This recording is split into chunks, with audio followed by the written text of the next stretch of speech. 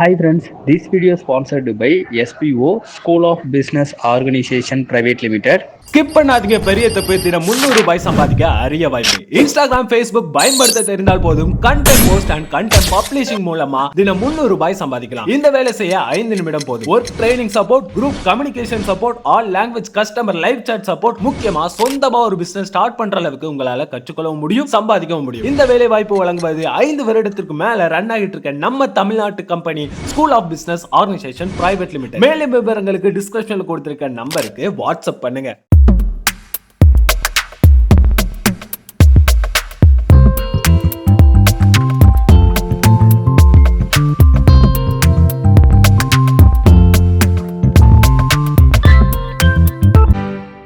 Hello friends, நான் இன்னைக்கு சென்னா மசாலா செய்ய போகிறேன்.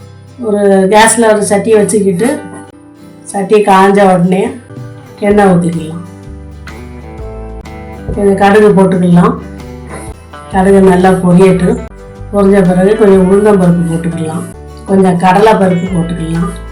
அது கரியாமல் வறுத்து எடுத்துக்கிட்டோம். பொரிஞ்சிருச்சு. வெங்காயம் போட்டுக்கலாம்.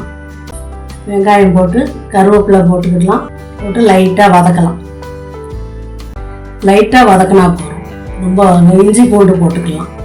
இஞ்சி போட்டுக்கிட்டு பூண்டும் போட்டு எல்லாம் சதச்சி போட்டால் போதும். அப்போ தான் அந்த ஃப்ளேவர் நல்லா அது பச்சை வாடை போக வதக்கிக்கலாம். வதக்கிட்டு கொஞ்சம் தக்காளி போடுங்க. நீளமாக நறுக்கி போடுங்க. தக்காளியும் லேசாக வதக்கினா போதும். சாப்பிடாத குழந்தைங்க கூட இந்த வெங்காயம் தக்காளி எல்லாம் அழகாக சாப்பிட்டுக்கிடுவோம். இந்த டிஷ்ஷில் மஞ்சத்தூள் போட்டுக்கிடுங்க. மஞ்சத்தூள் கொஞ்சம் மிளகாத்தூள் போட்டு கொஞ்சம் அப்படியே நல்லா வதக்கிடுங்க. பாருங்கள், நல்லா கலர்ஃபுல்லாக இருக்குது. பெருஞ்சீரகம், பட்டை, கிராம்பு, ஏலக்காய் எல்லாம் வறுத்து பவுட்ரு பண்ணி போட்டுட்டேன். கொஞ்சம் உப்பு போட்டுக்கிடுங்க. கடலையில் உப்பு போட்டு வேக வச்சுருக்கேன். அதனால் மசாலையில் உப்பு பார்த்து போடுங்க.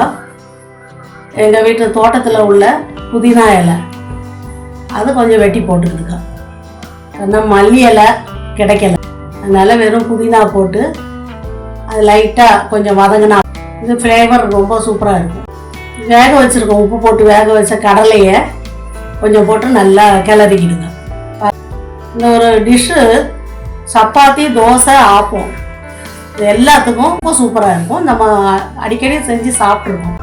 நல்லா மசாலா பாருங்கள் எவ்வளோ அந்த கிரேவிலாம் அதில் பிடிக்கட்டும். கடலை பார்த்தீங்களா, ரொம்ப நல்லா இருக்கும். கொஞ்சம் வேக வச்ச கடலையை நல்லா கல்லில் நல்லா நசுக்கி வச்சுருக்கோம். நல்லா நசுக்குனதை போடும்போது லாஸ்ட்டாக போடும்போது அது டேஸ்ட்டு, அது நசுக்கி போடுறதுனால டேஸ்ட்டு கொஞ்சம் கூட நல்லாயிருக்கும். ஒரு பிளேட்டில் கடலையை மாற்றிடலாம்.